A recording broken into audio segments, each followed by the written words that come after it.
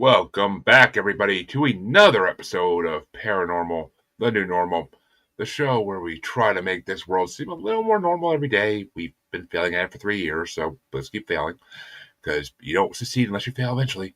So, today, I know, 2-in-1 weekend, I'm spoiling you guys that are not doing recordings for months, but my guest today is Mark Christensen. He is a creator of something called the Fungus Theory, and I know you're thinking, what the hell is that? Well, we're going to find out. So, welcome, Mark. Glad to have you on the show. Hey, glad to be here. Thank you very much for having me on. No, my pleasure. Sorry. That's all good. As I told you previously, I love hearing about new theories. So, anytime I get a new theory that wants someone with a new theory they create that wants to come on the show, I am always down to hear it. So, let's get into it. What made you want? What made you want to come up with this theory? That's a good question. I didn't want to. I was, I'm a science fiction film writer and director, and had been working on a screenplay for about 20 years.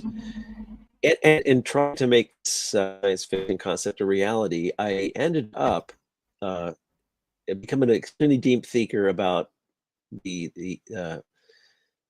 about evolution in general. And it dawned on me all at once that all of life, all the life that we see and are in, is one large fungus.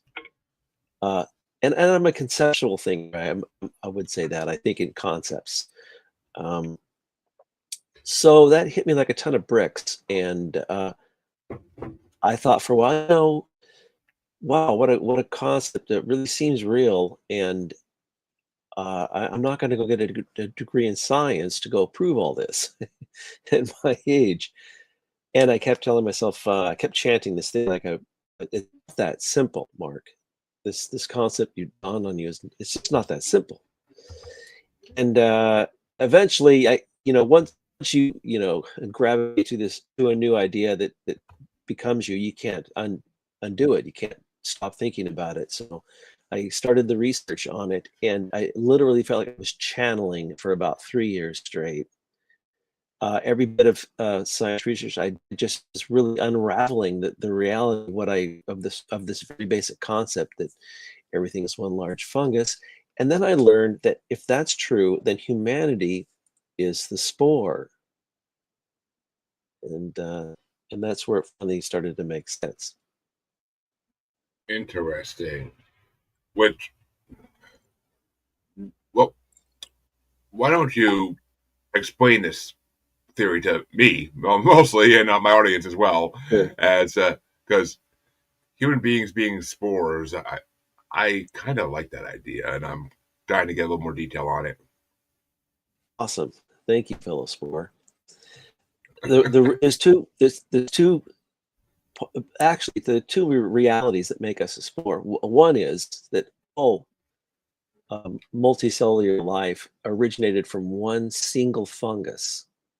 That's all there was on Earth was bacteria, which evolved into a fungus. And for about 1 billion years, that's all there was on the planet. And this is all in science. This is not me making it up. You can go look it up yourselves. So there are missing links, but if you filled in the links, it would still make sense. And for that first 1 billion years that fungus was trying to adapt to this planet, and the compositions of the bombardment period of which made this planet, and the reason why that they use fungus is because of that adaptational process in the beginning of life. So the makeup of this fungus was half plant and half animal. There were both. And today, if you properly cook a portobello mushroom, it tastes like meat. So even today, it's still kind of half plant and half animal. Today, mushrooms are. But back then, 2 billion years ago, all there was on Earth were 25-foot mushrooms. It was a mushroom land, like Alice in Wonderland mushroom land, the whole planet. And that's all there was. And there was a reason for that. And it also rained for millions of years, if you can imagine that. It was a completely cloud-covered planet. it rained for millions of years. There was no sunlight. And so you would need fungus to start the growth anywhere on any planet. And that's what happened here on Earth. And so that also, when those mushrooms corrode and erode with the gravel and minerals that the Earth was bombarded with, it turns into soil. And you can't grow a single fern without soil. So this is a very practical process. So let's say that there's a split in this fungus. The plant life split away and went and did what it needed to do on land and water, but just picture land. And the other half split away from fungus, which was animal, split away from fungus and became what we call ocean life. So there's three elements now. There's plant, animal, and fungus. And that's all there was at one period of time, 2 billion years ago. So if you can picture that, you have plant life on Earth growing into forestry eventually, and then you have animal life in the ocean forming a vertebrae and a head. And it was almost impossible even today to live for very long in the ocean. It forced amphibious life, and amphibious life became four-legged, and then eventually bipedalism, which is you and I. And the concept is that bipedal animal walks over to what evolved last in the plant world, which is vegetables. That's kind of strange and timingly, but that two-legged animal went over and a tomato and it's eating itself. If you wanted to go all the way back to the same single animal that it was at the beginning, both plant and animal, it's just a self-consuming, cannibalistic feeding process. And there's a reason for that. And that is that you can't detect your true original origin through all this evolution. You can't go back and find it. And that in itself is a construct. So that you and I today, as smart as we get, cannot discover our true origin. And that's very important. That's why we're motivated to have a podcast. Well, yeah. I mean, a huge topic on this podcast is where we came from. I mean, it's been talked about a lot in the last 300 plus episodes of the show, and awesome. a lot of times extraterrestrials are thrown into that. A lot of times there's a creator.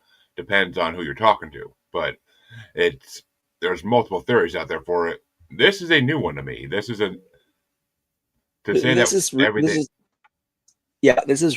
actual science. It's not the very little theory about the book, but to be polite to people in science, you have to call everything a theory. But it's really a book of evidence, facts, evidence, and historical events that are really starting to show what's really happened here. And it's expanded Darwinism is another way of looking at it. So where we came from, yeah, that's physiologically how we arose to be humans. Now, what makes us a spore of this large fungus that is still here, by the way? When you see a lizard, you're seeing your predecessor that was necessary in order for you to eventually stand up one day and have a conversation. Or any animal, you're seeing the aft of evolution of that previous moment. For instance, the reptilian period had to happen before somebody can be standing up. You and I, before it's all about brain growth too, is another way of looking at it. So all these animals are reproducing to eventually get a brain to be large enough to where you and I can recognize that, hey, our parents are not the, where we came from. The parents came from someplace, and then we can't figure out where anything else came from. So you have to be smarter to make that identification. And we're thinking that that's Homo sapien. So Neanderthal did not have a brain capable of seeing that, and Homo sapien could. And the reason why we're a spore, more importantly, is because you and I are the only animal capable of leaving Earth before its timely end, which Earth is going to end for sure. Every star out there explodes. One explodes every 60 seconds that we can see. And really, there's a star exploding every second. So we're rotating around one. So it's inevitable. It's a system. It's a quote unquote solar system, right? And anything within that solar system, within that time frame of existence, is systematically governed by that solar system. See? So what is the system doing? Why have a system? Well, generate something intelligent and enforce it to survive the end of it. It's doing end. And what a great concept that is, actually. But what else is there? And it's also a growth product. It's conscious growth.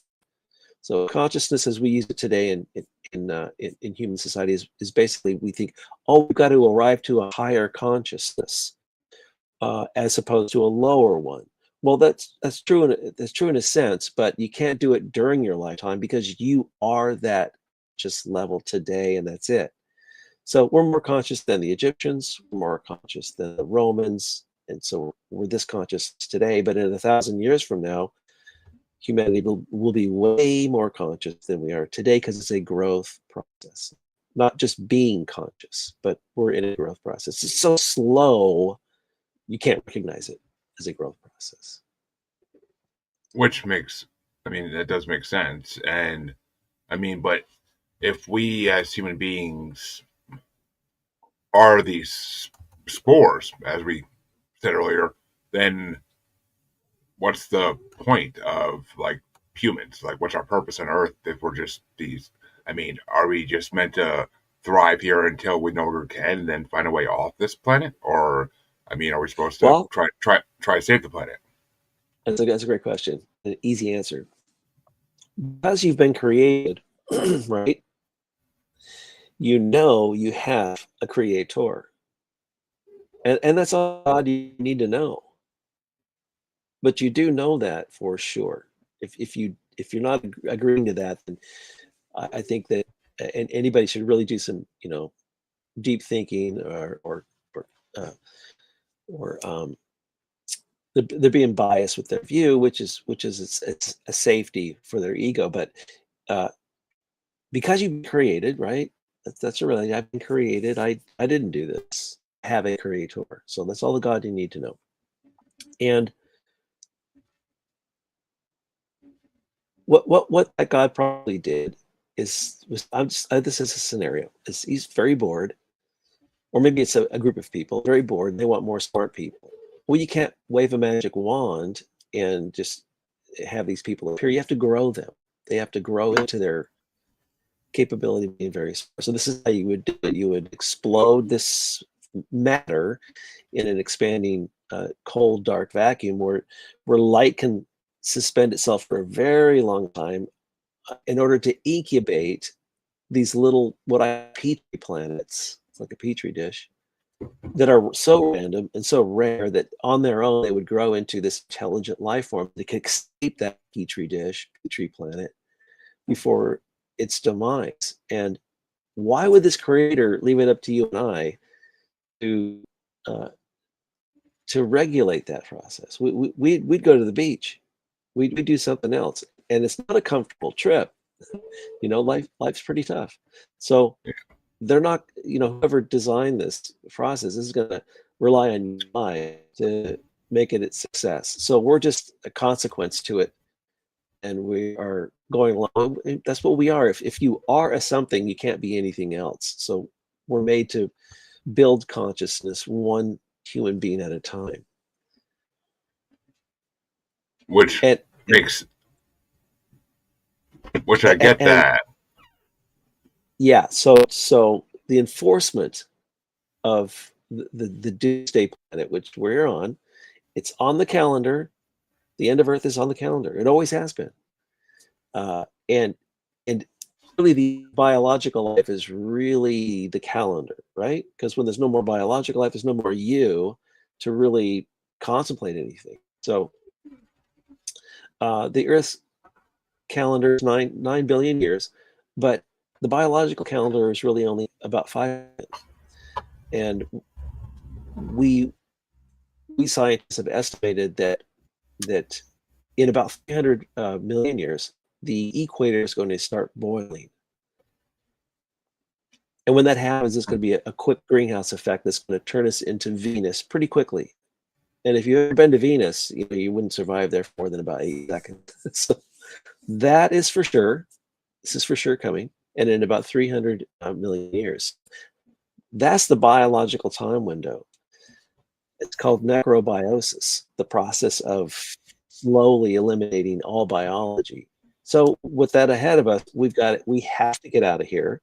And if we're successful getting out of here, whether it's a spaceship or even Mars or another planet, then we would be considered the spore of the fungus that we left behind for incineration. Theoretically and metaphorically, because that's what's absolutely ahead of us. So it's up to mankind to just continue surviving these stressors until we are out of danger. So there's two things that make us a spore. We all came from an original fungus, and because we leave Earth, that's very sporadic. It's called it's diaspora is the process, the human diaspora from this Earth.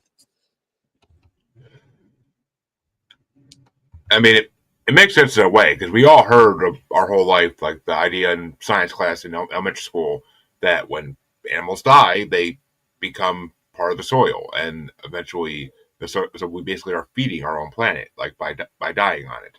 And why do you think we put ourselves in the ground? It's to feed our planet.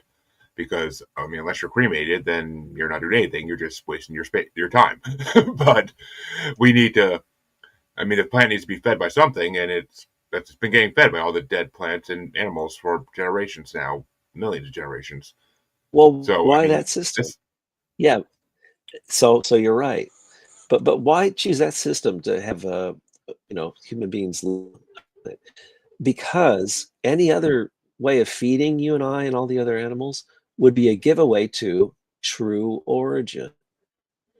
And once you and I discover true origin, we're done. We're going to go home. I'm not going to wait to get a cancerous tumor. I'm not going to hit us. I'm going home, and it's cold here, or whatever. See, so hiding true origin is the sole purpose of the expansion of matter, and it's that is the factory that grows consciousness by hiding true origin from what can eventually be capable of discovering it or discovering that they can't find it.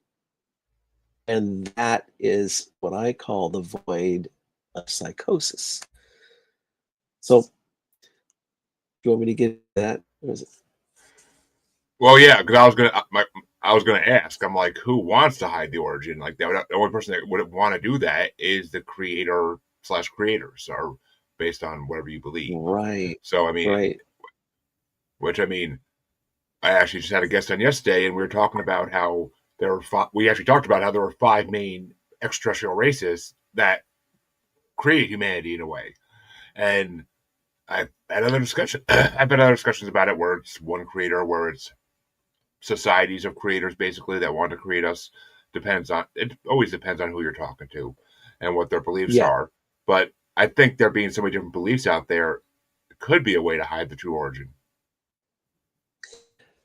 I love all those theories that at panspermia and all this, and that were engineered from Somalia and the Anunnakis. I mean, I love all that stuff because I'm a sci-fi writer. But I know the difference between, because of that, I know the difference between imaginative science and actual science now. It Panspermia or the construction from another alien life form, it seems unfair that evolution on this planet can't be accountable for its own evolutionary process. That's one thing. And I don't think you can get a human being to evolve. And another thing, there would be some type of evidence for us, because it's unfair not to have the evidence. So we would have it. The evidence we do have is just evolution, our bones and the way that the carbon dating of everything really shows us what's really going on. We would have more evidence of it. It's really us suffering from the void of psychosis, they implant those ideas with less evidence that we are planted here, grown. But I will say this, that we do have evidence of UFOs. I mean, really, we do. Don't you agree? Oh God, we've had evidence of UFOs since Roswell, but it's just been hidden until recently. Yes, absolutely. And the thing about that is that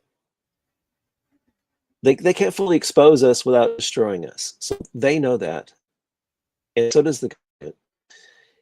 And the reason why they're coming here is potentially this: that if it is that you uh, build a biosphere so that something intelligent can grow and survive its end, which is an enforced process. So it's like you have to finish high school, so you have to get off the planet eventually.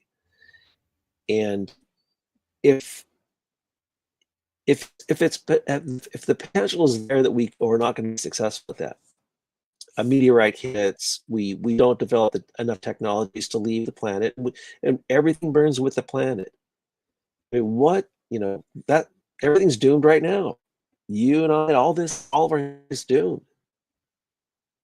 It's done. If we can develop the technologies to one day leave with the story of everything that was, then we would be a success. See? So maybe the aliens are here to help as galactic ecologists, ensure that we don't self-annihilate. And think about it, those aliens are just humans that had to leave their planet billions of years ago. So, right? So they know there's plenty of planets that are not successful at their diaspora, right? So we need to help Earth reach its diaspora. So what else is there to do in space when you're an alien in your spaceship? Probably just to assure that other planets uh, reach their diaspora period and are a successful contribution to conscious growth, post-terrestrial conscious growth. Hmm. I mean, if there are other extraterrestrials out there, then I would think they'd also be worried about what happens when we do leave the planet and when we get out there like them, like what's gonna happen with them, because we're not the nicest race in the world in the universe. That's for damn sure. So what's gonna happen when we go find there's more out there? I mean, I think the movie Avatar is exactly what's going to happen. We're going to try to conquer and take over places. Um, yeah, that's a common next thought, which is awesome. Uh, but the fragility of organic existence is way more fragile than we're considering it.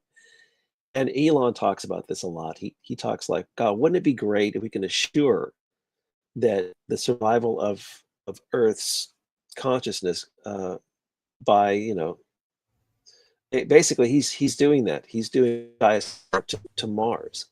But even that is a temporary place, and it's probably just a stepping stone and being able to leave the solar system completely, which is what the goal is. Well, if it isn't the goal, it should be the goal because everything's doomed.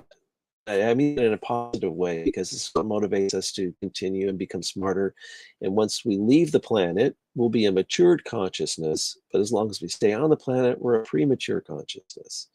It's only when you've established full accountability for your biosphere, which is your spaceship, and the genetic engineering possible to live in that spaceship forever. That's called biological accountability. And you basically replace God in a way, if you want to look at it like that, so that you can survive on your own. What a great concept it is that we have a complete and total task to achieve.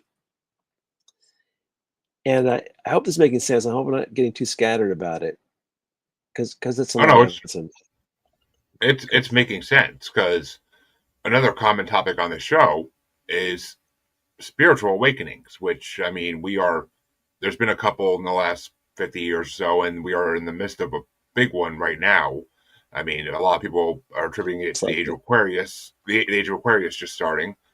But part of that spiritual awakening is as people start waking up and activating themselves and thinking more about these types of things. So, I mean, when you say we'll be at a more mature state when we leave the planet finally as a conscious, maybe this is what the spiritual awakenings would be leading towards, is us being more consciously mature. No, that's an interesting way of looking at it.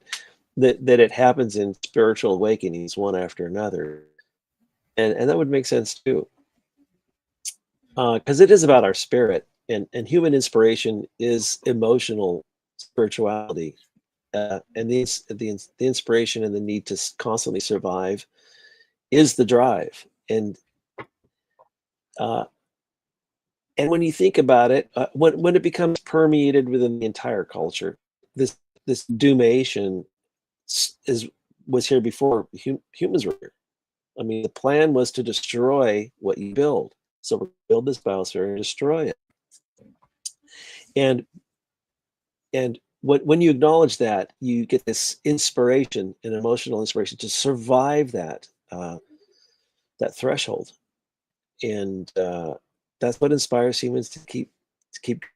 I think it. You could look at it like, well, what other plane is there in order to inspire humans, other than a total, you know, even your own Exactly. life ends.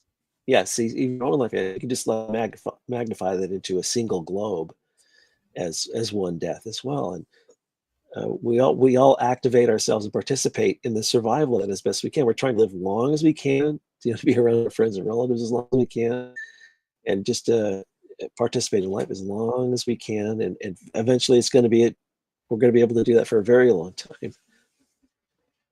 Well, that's the other part of it too, is that eventually we're supposed to, I mean, you see it in all the sci-fi shows out there, whatnot. Eventually we will evolve into this point where we no longer need physical bodies, where we're just a consciousness floating around, basically.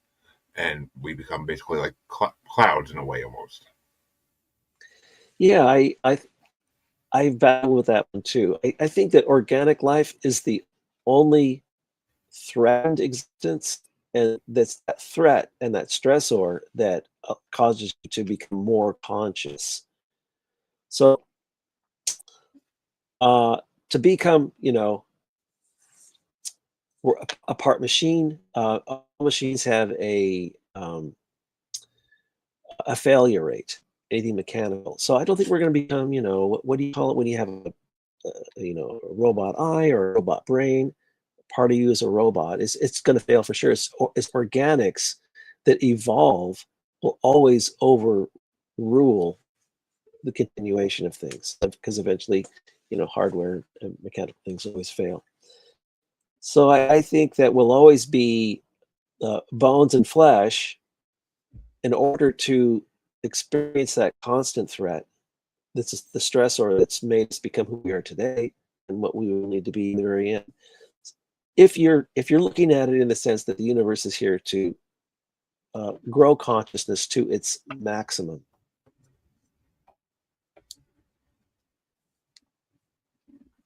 I mean, it's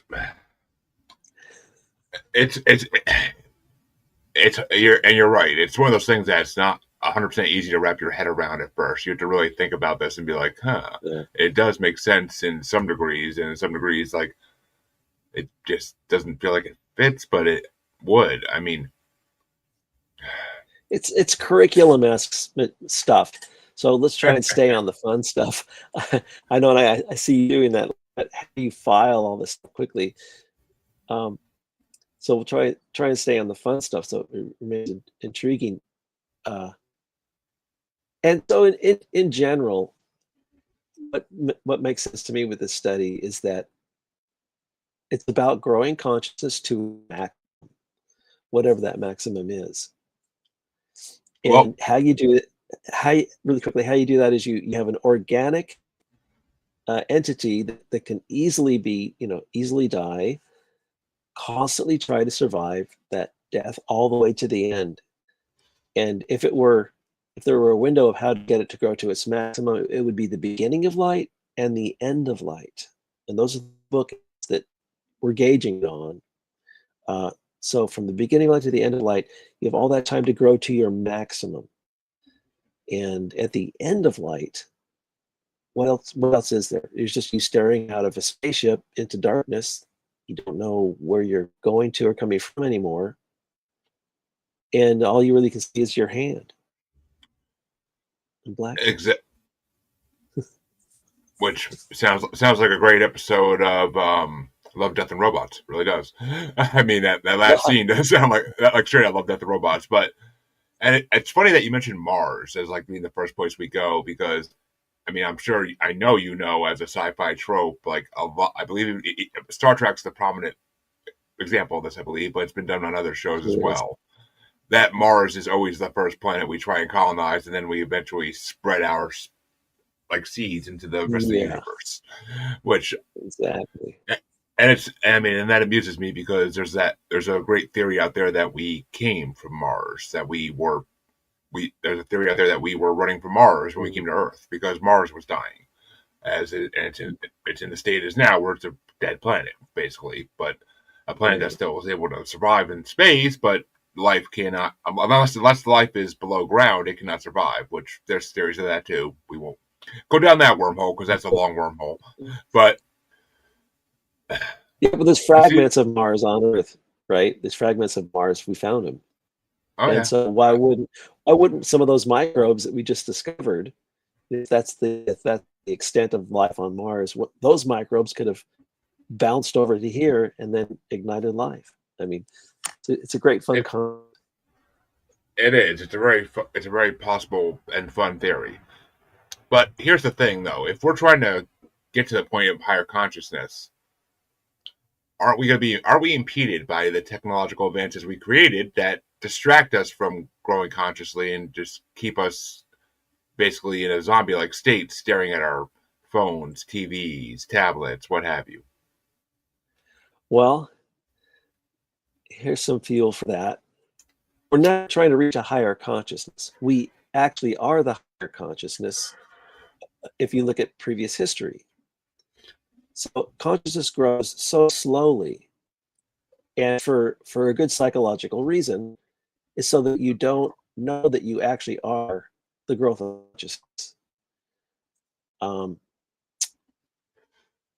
way to look at it is, if you could identify yourself as a piece of growth of consciousness, then you would never do the things that it would take to grow consciously, which is technology. So as you see the evolution of technology, which I've done a lot of, and there's a guy named James Burke. Do you remember James Burke from the 80s with Connections 1 and 2? I know the name. I can't say I've ever studied him, but I know the name. Oh man, this guy is the guy who seeded fungus theory for me. I didn't know it, but I just was so intrigued by how he was able to connect every invention with another invention, and in layers. You couldn't invent one without the other, and that's the way it is. Look at the evolution of inventions. You'll see that a conscious awareness evolves from that next invention of technology. And you can only become more conscious and more aware through the development of technology. It's linear together. For instance, the seatbelt is a great example, because it wasn't until 1965 that the US implemented the seatbelt law. So it's just a belt, a lap belt. But people were now hitting their heads on the steering wheel and dying just from small impact. So they put a strap on, on the shoulder, and that worked out great. And then eventually airbags. Well, why don't you start with an airbag? Why doesn't the ODA do that? Well, because there wasn't ballistics and controlled ballistics that can process that, or the fiber bags that were able to contain those ballistics when they implemented the law for the lap belt. So you literally cannot just go invent stuff. It's layered, and becoming more conscious also comes with that new invention by becoming aware. So how many people had to die in airplanes before it became a safe process? Well, plenty, and they're all contributors to the safety of air flight today. Because and without that, let's just say you had to have a number of how many people would have perished in aircraft crashes in order to achieve safety, because you have to be consciously aware from the disaster. And it's so tragic, when you see loss of life like that it does something to the human being to become so inspired to really get down to the bottom of saving lives. And that is the ignition of human inspiration. We wouldn't have human inspiration without it. It's a catch-22. But we become more just more aware through each stage of technology. So we can't go leaping to this higher consciousness. If I mean, if this yeah. if Yeah, go ahead. I mean, it's another classic sci-fi trope. But a society advances too fast, and they just reach their end faster because I mean, a lot of people thought the A bomb would be like when we did that, when we completely ended up wiping ourselves out. It was a fear. It's still a fear to this day that once every country hits that button, we're just gonna wipe ourselves out. Like we're gonna be gone, and except for Yeah, maybe a few survivors that managed to get into bunkers in time and whatnot. But it's so the Cold War feel. yeah. I mean, why? So why did our consciousness develop this? If I mean, what did our consciousness develop that idea of mass destruction as like a warning system, kind of like, no, don't do this. Like, don't try to avoid this at all costs. Otherwise, you're gonna make the timeline move too fast. Well, well, I'm trying to go too long on this explanation. Uh, because because you're referring to present time constantly, which is all you can do because you haven't been steady at any of this. But present time is only present during that time. So let's say Renaissance period of time. There was present time back then. So you can only focus on that present time and projecting uh, and looking at history, and the projecting was limited. So you and I are doing that today.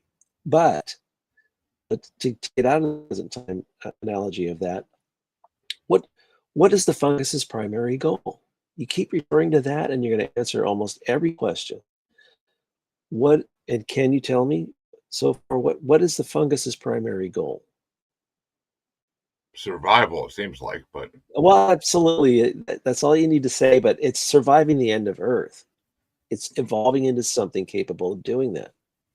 But we're not there yet. If we left today, we could probably live for 100, you know, 100, 200 years in space and perish because we're not genetically capable of living in a spaceship. And the spaceship wouldn't last that long either. So we're not ready.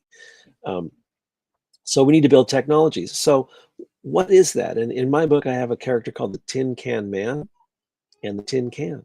And the reason why I minimize this is because really, Earth is completely doomed. Everything is going to fry unless we develop a tin can and ourselves to get inside it. So it's the tin can and the tin can. And all you need is one that can reproduce itself and carry off with the story memory of all that was, right?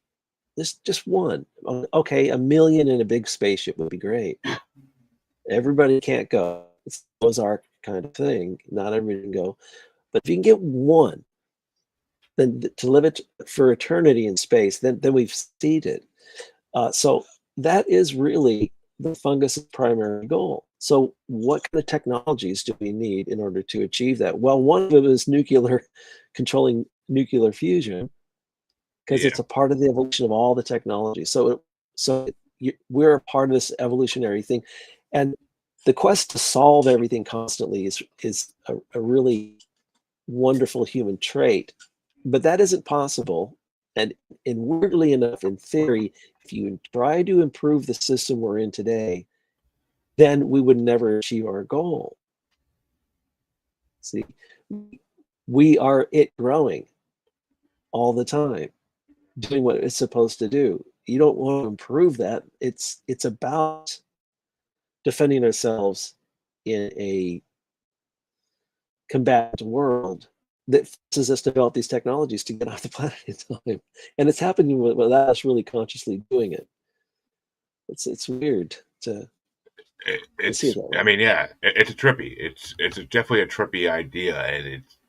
I mean, I feel like we are headed in that direction where we're gonna have to leave the planet at some point in the future. I don't think it's definitely not the near future, but in the future we will have to probably 20, 30, 40 generations from now at least.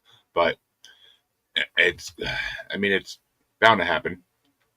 Well, But let's look at the reality. In 300 million years, the oceans start to boil, and before then, we have the decay of biology, and the planet will heat up so much. I mean, in 100, the planet will be so hot that humans will have to go underground to survive. It's called the Burrow Revolution, because the radiation at that time will just kill it, starting to kill everything. And so plant life will die off first, and then you have animal on animal, which is us too, eating a chicken, until we go underground. Once we go underground, then it's only mycelia in the ground.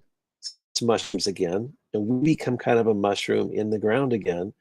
And how do you survive there for thousands of years? Well, that's the preparation for becoming the tin can man, and building the tin can becomes you're solely focused on that now. It becomes a Noah's Ark concentration underground. See, this is inevitable. It's not theoretical. We do know this is coming. So we hope that that's the way it goes. Because Jeremy, I can give you some other options. There could be a comet hit or a meteorite hit, at any time, yep, that will put us into a snowball Earth very, very quickly. And then who knows, and the people on the ground, like you suggested earlier, are going to survive that. So then you're going to have like moles coming out of the ground and restarting Earth again with the seed bank in the Antarctica seed bank. Have you heard of that? yeah. I mean, that's one of the reasons supposedly that Antarctica is so well guarded by every country on Earth. I mean, there are a lot of other theories as to why Antarctica is guarded so much, but the seed bank is the public one at least. Yeah, and we don't know what else is in there, but that's a great concept. Why make such an effort? Because we can self annihilate. There's another way we can go quickly. So we're hoping that this silver is the window we have. It's the longest window we have to prepare ourselves to leave Earth. And then there's pandemics. There's all kinds of things that can, even a solar flare could just like burn us up. You know, Yeah, something blowing up in space that just fries us. There's evidence of this in Egypt, and they're thinking that the change of government that happened in Egypt was surviving a solar flare, and it's there's proof on rocks that and the structures there that this heat came on only one side and fried everything. So that's this one theory, but there's six things that can really aid us. We're hoping that it's a slow burn that forces us to leave. yeah. I mean, it makes sense. I mean, why would we want to rush it and then have even worse off than we are going to be at that point? Like that, no one Right. would hope for that. I don't think. But in And, in and, your and, book, and the Yeah. Oh, really quick. The aliens know that this is happening to us. So they know because they're from the dead planet. So go ahead. yeah, it makes sense they know that. I mean, that's why they're watching us. They're seeing if we can figure out what they didn't figure out, and maybe they'll come down and help. It's possible. It's logical that they would do that if they want to help another species Yeah. survive and then maybe co-inhabit a planet. I mean, who the hell knows? Yeah. But it's it's a theory, that's for sure. But in your book, you mentioned something called slime mold, and since we talked about all this now, I'm like, what the heck is a slime mold? Like, what is that going to end up being? Well, it's probably the very first fungus. It's a single-celled fungus. So yeah, you have amino acids, archaea, um, eukaryota, and then what we call protista, prokaryota and protista. And these are the evolutions of bacteria into the original fungus. So we think that the protista is the plant and animal fungus in the beginning.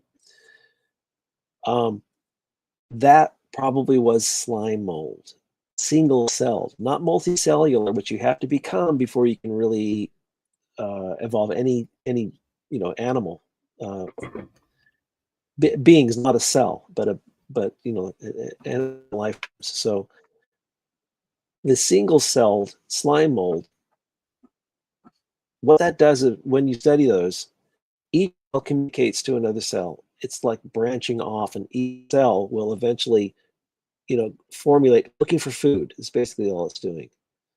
And it's amazing how fast it looks for food. And when it finds it, the rest of everybody knows where the food is because they're communicating to one another independently. Single cell slime mold. It's amazing to watch it. You should look it up on the internet. And that veracity of behavior is the same as if you look at society today. Everything that gets a piece of information reacts to that. A good example of that is most popular songs don't come from a record company. It comes from the alley, from street life. And it ends up in small studios and then bigger studios, and then bigger record companies go, there it is, put it on the air, $1 million. So that sense of communication has no regulatory aspect to it. It's just going from one mind and inspires one mind to another mind, and then it becomes this piece of conscious growth that ends up in a song. It's the same way that slime mold communicates with one another. Makes sense. So, yeah, it's a neat observation. And I actually run a music podcast too, so I like the music analogy. But, so, I mean, if we're supposed to hit this conscious growth as a society, what can one person do? Like, if one person wanted to help, like, get us to this that inevitable end goal, then what does like a single person have to do to make it better? That's always a great question. Better. Yeah, that's a great question, because all consequence to this condition. The only thing that has helped me as an individual understanding this is that a lot of stress has left my body, and it's just been very comforting to know something about my existence. And I hope that it's everybody else, that calm state of understanding your place in organic growth, because there isn't really anything you can actually go do. There is no real call to action other than building an understanding.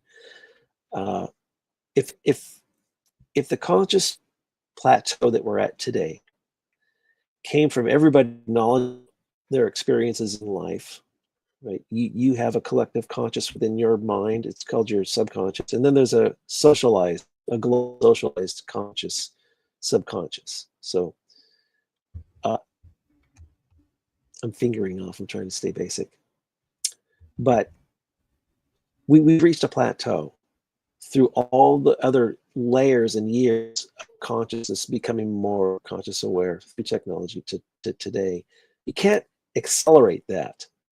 You're in as a very small contributor to the massiveness that it is, and we need everybody. And one more element is the void of psychosis. So because you don't know where you came from originally, you have a break in your concrete identity.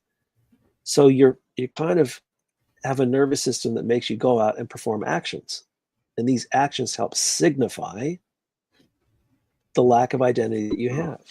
It's like an identity void. So you go out and you become a plumber. I know who I am. I'm a plumber, yeah. Or I'm a crook. Yeah, that's what I see. Do you see how that has to happen to each human? And this is instilled in the lack of original origin. If you knew where you really came from, you wouldn't be doing that if you knew you really came. So you can see that it's an instilled mechanism to enforce the action of people. And to get into your question, we need every single one of us contributing. And it's bizarre to say that every action committed is a contributor to the growth of consciousness.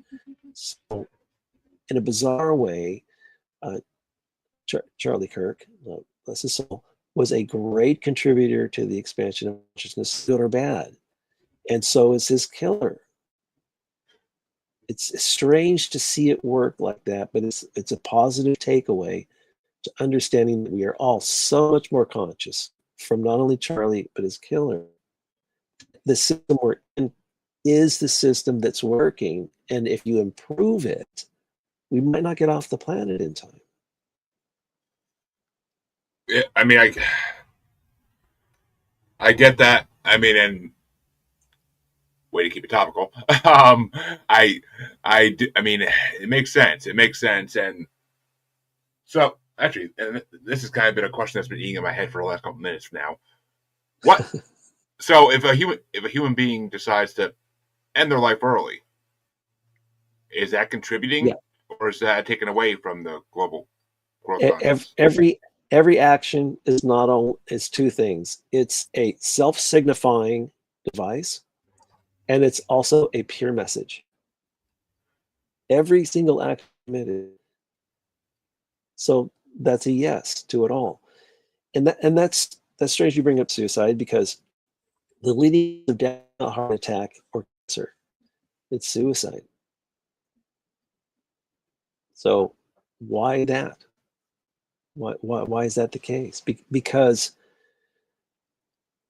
the way I'm putting it together is that when it's imposed on you to live these 75 years. Let's just look at it like that. It's an imposition. There is joy, but it's like if you went to prison and you were in a small cell for the rest of your life, but somebody gave you a coloring, uh, crayons and a coloring thing. You wow, joy. So your whole life here, as easy it is for you to perish in an accident at all, you accept the joys that are available here, and you accept that as your platform to exist in.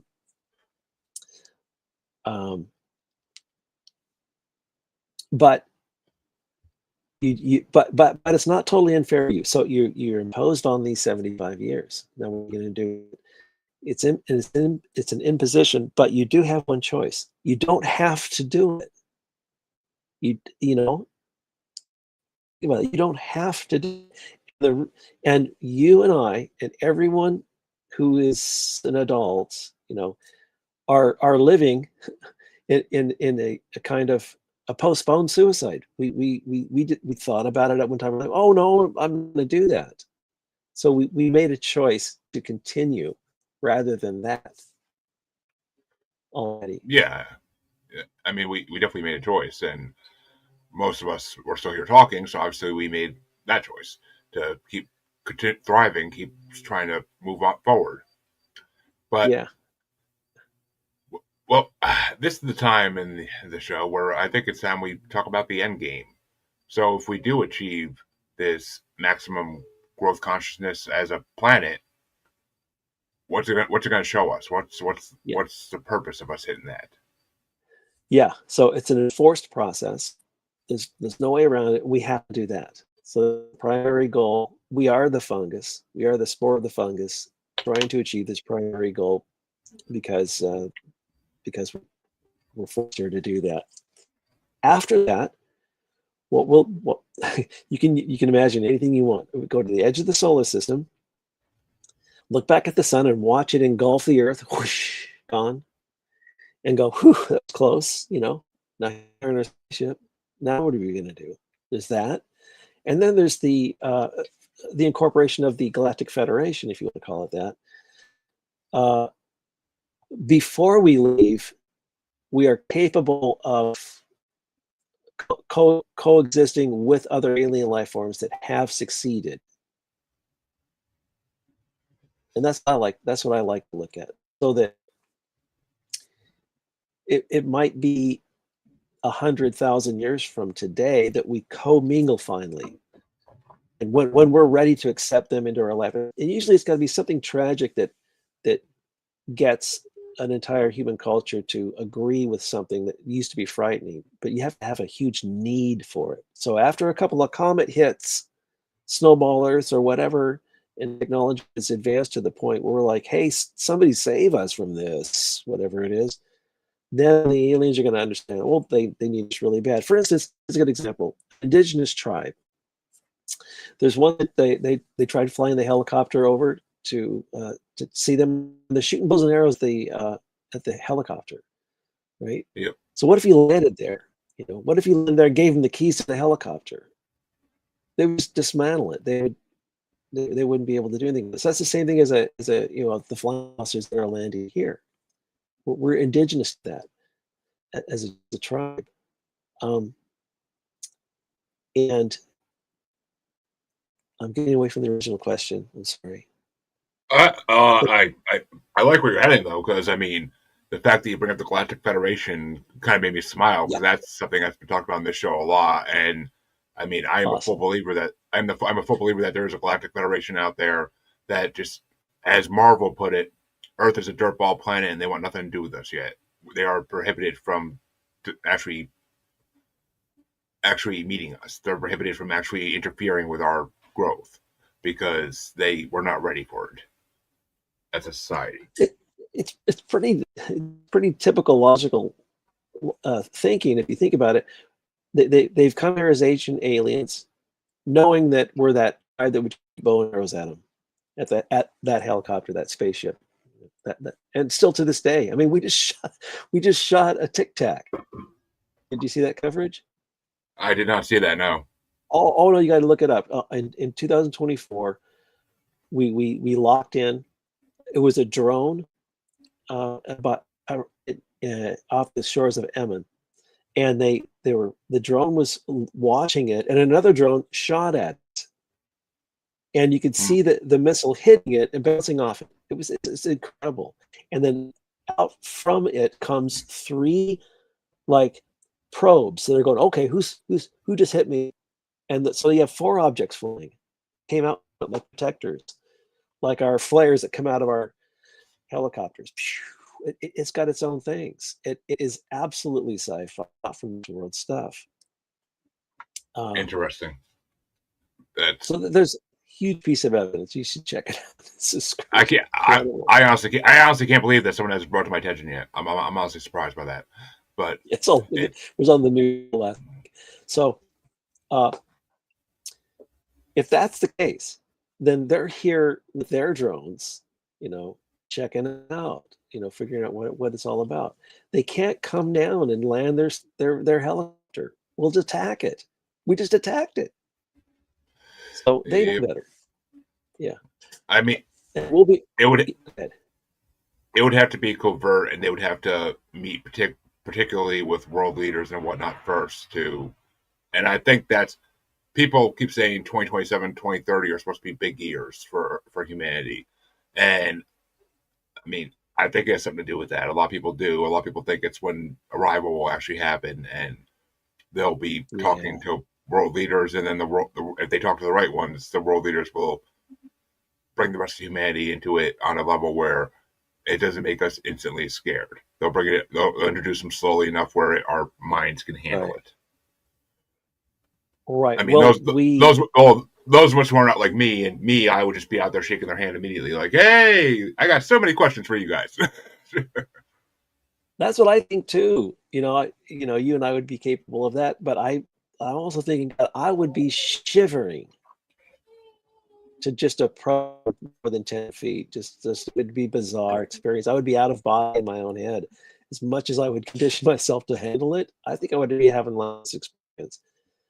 Most Um, likely, yeah, most likely. And the thing is that what they can contribute can destroy us. Remember that from looking at history, we are growing more consciously from our own technology. And I think that the aliens know that we have to continue that path of growing consciously through our own technological growth for thousands of years. They're monitoring us so we don't blow ourselves up. And there's a lot of evidence of them shutting down nuclear warheads during war times. yeah, A lot. I mean, so that's evidence that these aliens know that there's other Earth-like planets that have blown themselves up completely. mm-hmm. So it's nurturing us, making sure that we don't do that, but we still have to grow on our own. I think that's where we're at. And Yeah, it's when the entire culture, every part of the earth, Africa, India, Middle East, when everybody can collectively understand and need alien intervention, is when it could be accepted. Otherwise, it's going to be a suicidal, weird thing. They could destroy us. by, walking down the street, as Elon puts it. I mean, and that's it. That's it. They're not already here, which there's proof of that as well. That they've been here since the beginning, and they have just never revealed themselves. But they've been here since the beginning. There's proof of that. So it's Well, have you seen the Skinny Bob movies? I think I have. I'm not 100% sure. I know that It's name. just the alien that's blinking and looking at the camera. It's blinking and it's looking down and it's looking at the camera. Unbelievable. Let me tell you a story about that. Skinny Bob, look him up all over YouTube.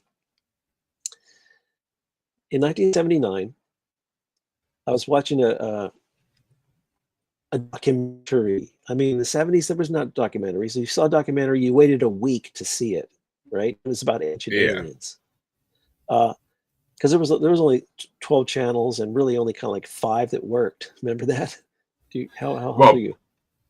Before my time, I wasn't born until '88. So I mean, but I know it existed. I know it existed. I know it existed. So yeah, there was like 6 channels that you can choose from. A documentary was like a brand new concept. Even I think it was Spock that actually started the ancient alien one. But anyhow, this one was particularly was showing the Skinny Bob video of this alien in black and white film. And they asked a Hollywood special effects maker, which everything was in camera. There was no digital anything back then. They asked him, "Is this real? Is this alien looking at real?" He says, "It could. We can't fake the finger movements. So when you put a finger this way like this, because you can see hands move this, they can't produce that. They can only produce in, not out." And yeah, he was validating visually that this thing was real. Okay, my experience of it was like, yeah, I'm not going to believe that either. It's it became wishy-washy. Well, that became a test for the government on American society to see if people were going to believe this or not. Just these footages, because they already knew that nobody would believe it. Well, that documentary doesn't exist anymore, and I've spoken to several people, including my father, that remembers it. So the Skinny Bob that you're going to look at on the YouTube probably today claimed to have came out in 11 from a Russian exposure. So I know the lie. It's like, what? I saw Skinny Bob back in 1979. So there's a cover up there. The cover. interesting. Because I actually had a guest on my show who talked about the alien autopsy special in the '90s, and yeah, like that you no longer could find like real footage of, but he supposedly was the one who I had the guy on who supposedly exposed it, and he wrote a book about it, and he talked to a lot of people that were there and interviewed them. And I mean, and it's funny because when I put out that episode on YouTube, I had people immediately commenting on it saying this guy's a fraud, he doesn't blah blah blah, and I'm like, why would you be so fast to say that unless you're trying to disprove something? right. Like, Yeah, their intention shows they're just trying to prove it. And they don't want to. That's because they're protecting their acknowledgement. Their ego needs to know that didn't happen. yeah. So there's an evolutionary process within that viewer. But I also got a chance to interview Glenn Denny, which was the surviving Roswell and the only really Roswell witness. Was the guy that drove the nurse to the base. Yep. I got to talk to him. He said he wished it never happened. It was one thing that I found surprising. But he spoke very calmly. He was the mortician, by the way, right? Yeah. Do you know about the more? Yeah, he was that guy. He was very, very just normal talking about all this stuff. And he remembers dropping her off. And this is after they canceled the 5 child size coffins, but he remembers picking her up, dropping her off, and there was a lot of chaos at the base, and then picking her up, and he was able to walk inside some way, got in there, and he remembers seeing one girl walking out of one room vomiting, and then the nurse came walking out of that room. She goes, "What are you doing in here?" they'll they'll kill you if you see anything. So they both quickly got out of there and went to a restaurant, and that's when she drew the eyes and the fingers and the head on a napkin for him. And he took her home and never saw her again. She got shipped off to some foreign country. She got one letter from him from a foreign country, and then everything else was returned to sender after that. That's, I mean, that's 100% believable, but it's mind blowing. Like I had a friend who interviewed the grandson of one of the farmers who was involved with Roswell, and like something definitely happened at Roswell that, I mean, they want to call it a hot air balloon as much as they want. It's never going to be true that it's a hot air balloon went down. Like that's like a weather balloon. That's stupid. Like, I mean, that was the worst excuse they could make. Well, the media is evidence of that. Remember, they came out with this global announcement: we found a flying saucer, and then an hour later denied it. There's no reason to do that. They find balloons all the time, and they put the news out that, hey, we found a balloon. Not, oh no, it's a balloon, not a flying saucer. It's like obvious. I mean, yeah, it's been disproven at this point that so many times that Roswell had to happen the way it's supposedly did for years. And yeah, I mean, when I was a kid, go ahead. No, when you're a kid, I want to hear you talk. When I was a kid, like Roswell was like one of those things like adults would tell you, like, oh, it didn't happen. Like it was a hot air balloon, and like school would tell you the same thing. And I'm reading all these books about it, and I'm like, it's not a hot air balloon. There's no way in hell it's a hot air balloon, even if these people don't want to come out and say it yet. It's not a hot air balloon. There's no way. No. But and as you investigate Skinny Bob, he supposedly he's one of the survivors, the only survivor. And he lived for a year and a half. He lived for, the rumor is 6 months he could sit up, and then a year and a half was the complete length of his life. But he laid down for almost a year and then just passed away laying down, never eating any food. It's amazing. That's a rumor. Interesting. I'm gonna have to look into that really, but well, Mark, I thank you for coming on the show. That this conversation was amazing, and I wasn't even playing on the alien part at the end, but that just made it even more amazing. So, hell, I should have figured a guy who's been in Hollywood or sci-fi would definitely want to bring that in. I should have figured that, but why don't you tell my audience where they could find your book and where they could find you? Oh, I'm marklchristensen.com is my website. You can get Fungus Theory on Amazon. That's it so far, because I'm just starting out with all of this. But likewise, it's been a great opportunity to be open about it, and I thank you for that. You've got a very open mind, and you're looking for the answer. And that's what's great. Thanks, Jeremy. Always looking for the answers. That's what this show's about. But yeah, everybody's got a different one. That's the fun part of it. there's details that are concrete across multiple people, but there's never a signifying theory that everybody agrees to. But yeah, it is what you're doing your own kind of research by talking to so many different people. It must be really, really exciting, grounding for you in a lot of ways. I keep saying I'm going to write one of these days. I'm going to write a book and kind of put all these theories I've heard in one book and give my theory at the end of it. But that's coming someday when I actually have time to sit and write. But we'll get there eventually, folks. I've been told it's predetermined that I'm going to do it, so now I kind of have to. God damn it! And you have AI to help you accelerate that now. I hate AI, and I would refuse to use it. I never would. To me, that would make my work false, and that would be against everything I stand for. But that's the reason I don't use any. I do not use any AI counterparts in any of my podcasts because I hate AI. It's with it, and I've voiced that opinion multiple times on the podcast. I hate it. But it makes. AI has disrupted the paranormal field in so many ways, just because we already had people questioning what's real and what's not real in the paranormal field, and now it's just AI is making the lines even more blurry. But folks, go check out Mark's book, and of course, the link to his site will be posted in the description for this for all you listeners. And you all know where to find me. If you don't by now, goddamn, it's been 3+ years, 4 years, maybe even. No, 3+ years. But go check the outro. It's all there. And, well, Mark, it's been a pleasure. And rest of you, Jeremy, enjoy the same rest of your here. weekend. Hey, Because thank you you, won't see me Jeremy.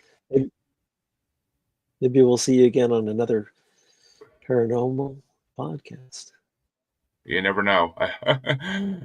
They find me everywhere. But I'll see you guys next time later this week, I believe.